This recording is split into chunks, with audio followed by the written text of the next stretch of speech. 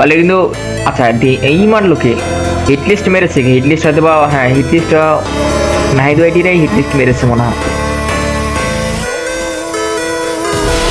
দেখা যাক হিটলিস্টের প্লেয়ারটাকে কোনোভাবে মারতে পারে কিনা, যেভাবে রাশ করছে দেখা যাক রাশ করতে গিয়ে নিজেরাই না হয় না মরলেই হলো।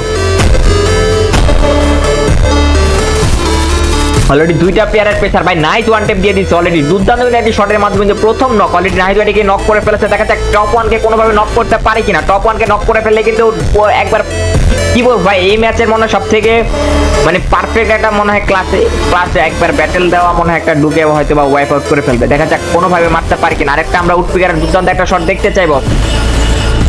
অলরেডি টপ ওয়ান কিন্তু 72 একটা ড্যামেজ দিয়ে দিয়েছে। অলরেডি একটা রেড শট দেখতে পেলাম, 72 একটা রেড শট অলরেডি আমরা দেখে ফেলেছি। অপরপক্ষে কিন্তু দুর্দান্ত কিন্তু সাফায়েত কিন্তু আরেকটা উডপিকারের শট দিয়ে কিন্তু পুরো ডুটাকে কিন্তু বাড়িতে পাঠিয়ে দিয়েছে। মোটামুটি ভালো লেভেলে কিন্তু গেম প্লে করছিল এই ডুটা, নাহিদ ওয়াইটি আর হলো টপ ওয়ান। প্রপার একটা কম্বিনেশন, তারা সব জায়গায় ফাইট করতেছিল, রাশ করতেছিল, ভালো রাশ করছিল। অলরেডি মনে হয় তারা 4টা না 6টা কিলো করেছে, 6টা 6টা কিল করেছে। এই দুটা হয়তো বা টপ 10-এ থাকলে হয়তো বা বুয়া নেওয়ার একটা চান্স থাকবে, কিন্তু এই দুটা অবশ্যই কিন্তু 1v2 সিচুয়েশন। সাফায়েত কিন্তু 1v2 মেরে দিয়েছে, দুইটাকে কিন্তু ওয়ান ট্যাপ দিয়েছে, একেবারে দুর্দান্ত কিন্তু ওয়ান ট্যাপ দিয়েছে।